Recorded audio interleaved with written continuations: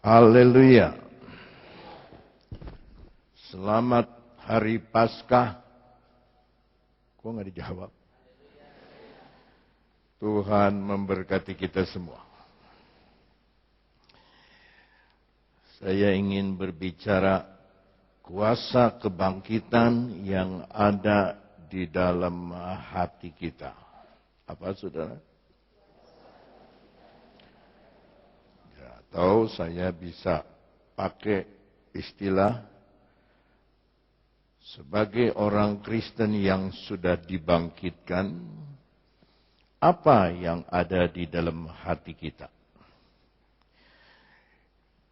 Kita buka Injil Yohanes yang pertama, Yohanes 15, ayat yang pertama sampai ke-5. Akulah pokok anggur yang benar, dan Bapakkulah pengusahanya. Setiap ranting padaku yang tidak berbuah, dipotongnya. Dan setiap ranting yang berbuah, dibersihkannya. Supaya ia lebih banyak berbuah. Kamu memang sudah bersih, karena firman yang telah kukatakan kepadamu. Tinggallah di dalam aku, dan aku di dalam kamu, sama seperti ranting tidak dapat berbuah dari dirinya sendiri, kalau ia tidak tinggal pada pokok anggur.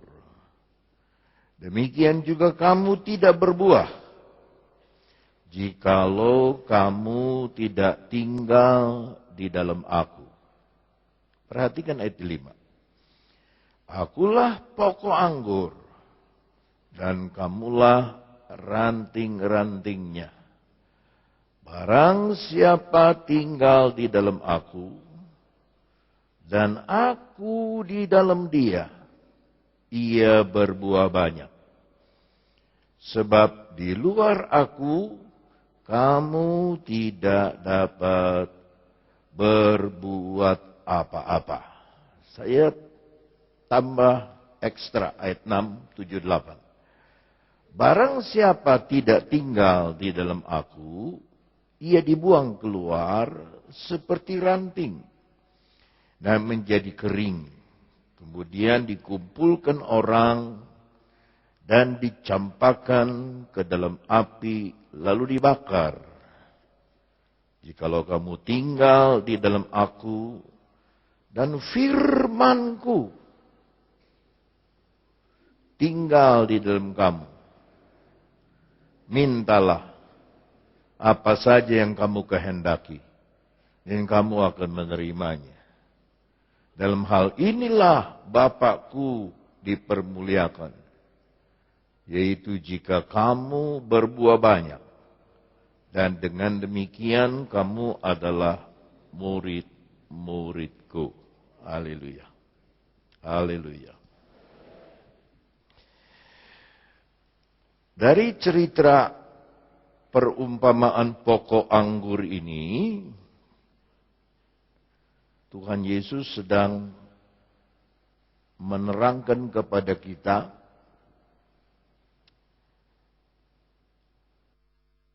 bahwa buah yang dikeluarkan oleh kita itu tergantung dari apa yang ada di dalam hati kita.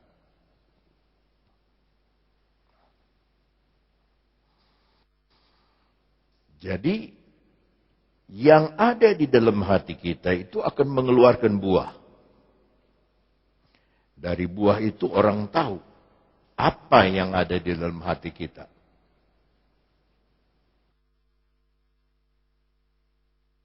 Dan buah itu ada dua macam. Luar dan dalam. Buah yang luar itu adalah berkat Tuhan secara materi,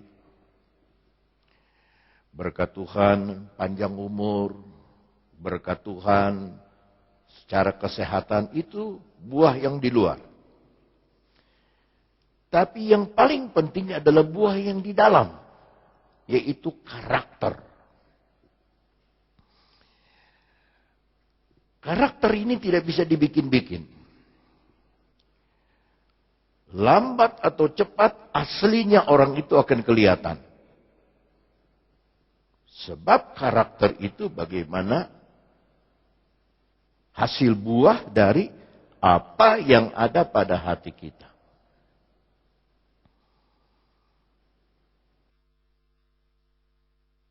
Yang pertama dia bilang, tetaplah di dalam aku dan aku.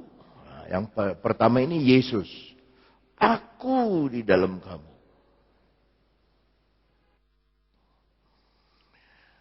Karena tanpa aku, satu pun tidak ada yang bisa kita perbuat. Orang dunia nggak kenal Yesus bisa cari uang. Orang dunia nggak pakai Yesus bisa jadi kaya. Jual narkoba bisa jadi jutawan. Ya. Tapi yang dimaksud Yesus bukan materi. Yang dimaksud Yesus itu rohani. Ya. Bahwa tanpa dia, ya matikanlah BBM itu. Tanpa dia, tanpa Yesus itu, karakter kita ini nggak bisa berbuah. Nggak bisa berubah, nggak bisa berbuah. Nah, orang Kristen yang sudah dibangkitkan oleh Yesus itu secara roh, sedikit banyak dia mirip Yesus. Baik di perkataannya, baik cara berpikirnya, baik berprasangkanya. Prasangkanya itu tidak buruk. Prasangka sama orang tuh buruk terus. Enggak. Prasangkanya selalu prasangka baik. Kenapa? Karena Yesus nggak pernah menganggap kita buruk loh. Maka Paskah kebangkitan Tuhan itu lambang kemenangan apa? Bukan kemenangan kekuatan dengan perang. Dengan pedang, dengan tombak, Yesus menang. Wah, hebat. Tidak. Justru Yesus menang dengan kasih. Orang yang menyalibkan Yesus, dia ampuni.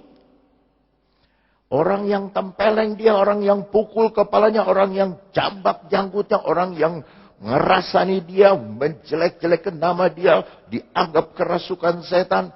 Dia ampuni. Bahkan penjahat yang ada di sebelah kanan, dia berkata, ya Yesus, kalau engkau naik ke surga, ingatlah akan saya. Dia nggak bilang bertobat. Karena, nah, ini kemenangannya. Dia bilang, hari ini, kamu bersama dengan aku di dalam Firdaus. Jadi kemenangan Yesus itu kemenangan rohani. Memenangkan orang dengan kasih. Memenangkan setiap orang yang bejat dikasihi, yang rusak dikasihi, yang kasar dikasihi supaya berubah. Nah, perubahan itu yang disebut berbuah. Yang kedua, di dalam ayatnya yang ke-7, jikalau kamu tinggal di dalam aku dan firmanku. Apa saudara? Firman Tuhan. Firmanku tinggal di dalam kamu. Ada satu tingkatan yang lebih tinggi. Mintalah apa saja yang kamu kehendaki.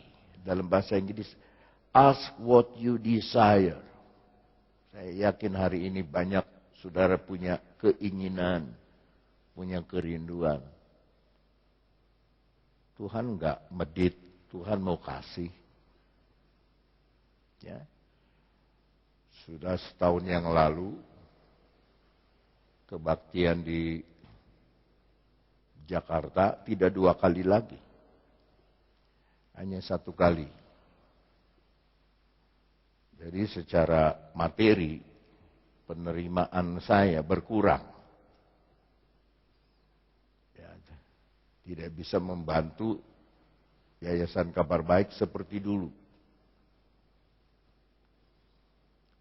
Tapi ya saya dapat berkat, saya sisihkan sebagian berkat, sebagian persepuluhan yang saya dapat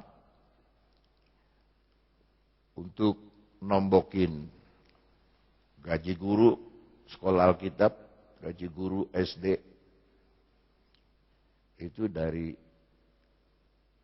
keuangan yang bukan lagi dari yang biasa, tetapi dari persepuluhan yang saya terima, dari berkat yang saya terima.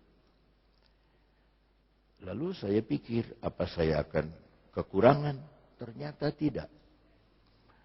Lebih banyak saya sisihkan untuk Yayasan Kabar Baik, untuk guru, dan saya tidak mau hitung.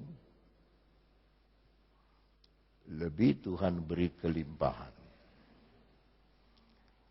Sebab dikatakan, kalau firman-Ku tinggal di dalam kamu, minta apa saja yang kamu kehendaki. Dan ini jaminan dari Tuhan, kamu akan menerimanya. Bisa bilang haleluya? Nah, ini rahasianya orang Kristen ini di sini.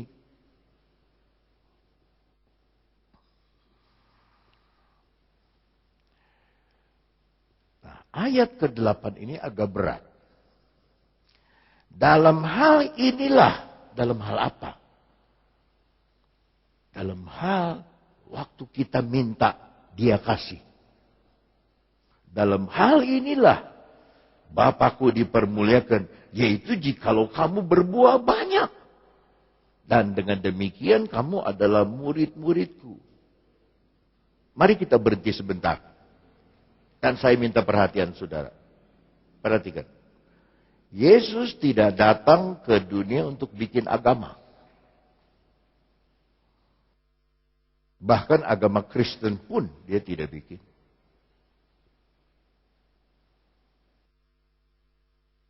Sebab kalau sudah bilang agama, kita terpecah semua.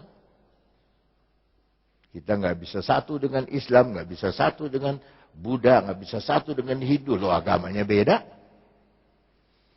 Tapi ketika saya baca firman Allah, Tuhan Yesus membangun kerajaan Allah. Kita mulai dari Matius 3. Nah, ini saudara kasih tanda, nanti kita kembali kepada Yohanes 15. Ini sebagai ilustrasi. Dalam Matius pasal 3, ayatnya yang ke-2,